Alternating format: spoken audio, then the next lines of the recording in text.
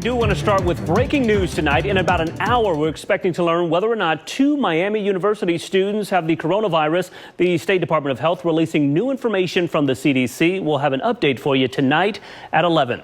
In the meantime, travel restrictions are in effect tonight as the coronavirus continues to spread around the world. The restrictions announced Friday come as officials confirm a 9th case right here in the U.S. 2 teenage brothers from Ross County are fighting for their lives tonight after both were seriously hurt in a devastating car crash last week. Tonight, their family is speaking with us about their fight and the support they're getting from the community. Fighting sex trafficking. It's an issue impacting countless victims right here in the state of Ohio. Tonight, volunteers stepping up to help survivors. In the process, letting visitors to the city of Columbus know what they can do to help as well. A lot of people in Columbus can skip the stair climber at the gym this weekend. They opted for the real deal today. Jesse Starkey has more on the 10th annual Fight for Air climb at Rhodes Tower.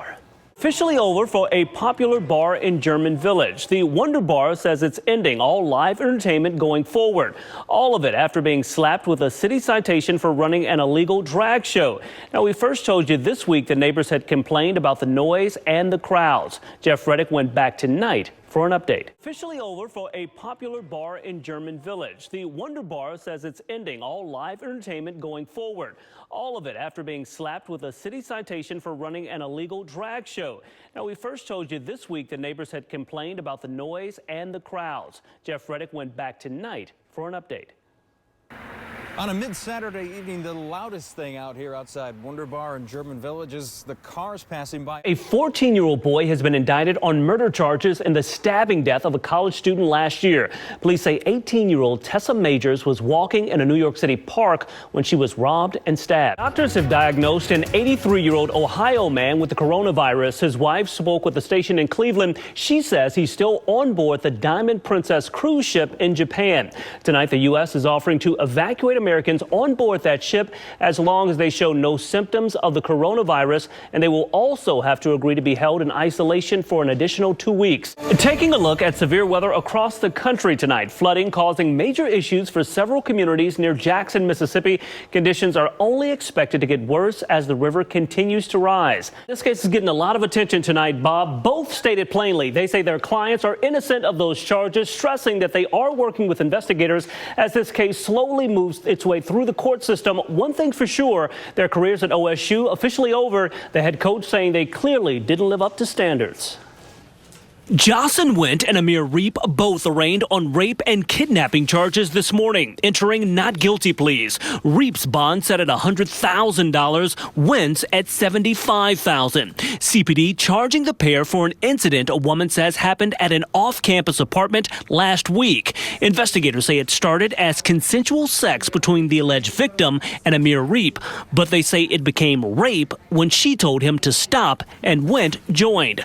This is video we're seeing for the first time today of the two being booked at the Franklin County Jail. Attorneys for both deny the allegations. I'm not going to get into the politics of it, but it's a tough place to be in a student athlete, and if you're falsely accused, the collateral consequences are just tremendous. This case is so full of reasonable doubt it's beyond belief, but the reality is my kid's innocent, period. Went's attorney pointing out police waited 7 days to arrest him. Were my client some stone-cold rapist, kidnapper, he wouldn't have been on the street for 7 minutes, not to mention 7 days. Both saw action on the field for OSU last season. Their careers in Columbus now over. Head coach Ryan Day cutting them from the team, releasing a statement saying in part, it's clear they didn't live up to the team's standards or his expectations. The case will now go to a grand jury, which will decide whether the two should be indicted.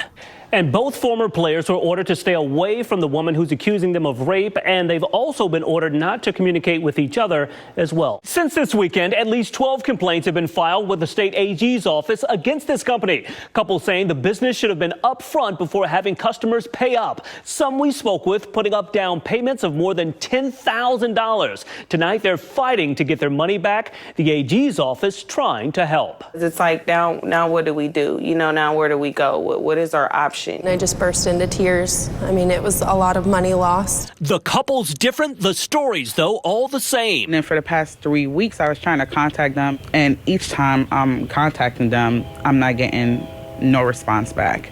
Anger tonight across the country and right here in Central Ohio with the sudden closure of Noah's event venue. Numerous families spending thousands now left without a venue for their special day. My next question was, well, are we getting our money back? It's a question many are asking. Former customers setting up this Facebook page, sharing stories from people nationwide, trying to help people find new wedding spaces and vendors. A host of local businesses also stepping up to help. It's a matter of the community pulling together and offering that assistance. The issue now on the radar of the Ohio Attorney General's office, who's looking over complaints. Tonight, urging former customers to file claims with a U.S. bankruptcy court. Also stressing that former customers keep track of purchase documents and contracts, all crucial as they fight to get their money back. For its part, Noah's corporate office sent an email to former customers saying, in part, in their 13 years of operation, they took on couples hundreds of times with short notice, and they were confident that local community vendors and venues would do the same for families impacted by their closure. But for those we spoke with, that message certainly falls flat, and they just want their money back. Rodney Dunigan, 6 on your side. And this whole situation with the moving company certainly is not helping that homeowner speaking with us tonight in hopes that no family will have to go through what they have. Now, we actually had a crew on scene that morning when they were forced from their home. Along Parkside Court, and that is where Mike McCarthy is live with a frantic scene. Not even a month ago in Hilliard, our Mike McCarthy was there. Yeah, Kurt, just get this. That teenage girl was stuck upstairs. Erin Barley speaking with us shortly after her home went up in flames. I am just thankful that we all are alive, because it could have been a much different story. Grateful her family made it out, but she says her headache's far from over. This is it, and most of it's not salvageable. Telling us she's gone from one nightmare to the next, hiring a local company, All My Sons, to help with the move. She says she paid hundreds for work that wasn't done, valuables not properly wrapped, items missing, basically a mess. I can't even describe how horrible it was. We discovered the business has a D rating with the Better Business Bureau.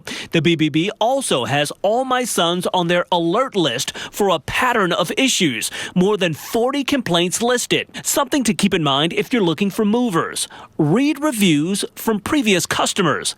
Verify the mover's credentials and get everything in writing. A service contract will help if you need to take a company to court. This information Barley wishes she would have had beforehand. I really wish I would have read the reviews. Now sending out a word of caution to others. Even if you're in an emergency, read the reviews. And this morning, I contacted All My Sons moving company to find out if something could possibly be done to get this family their money back. Now, the manager I spoke with claimed that this was the first that he had heard about those complaints. Of course, we'll continue to work with this family and try to help them reach some sort of resolution with this company. Of course, we'll keep you updated. Reporting live in studio tonight, Rodney Dunigan, 6 on your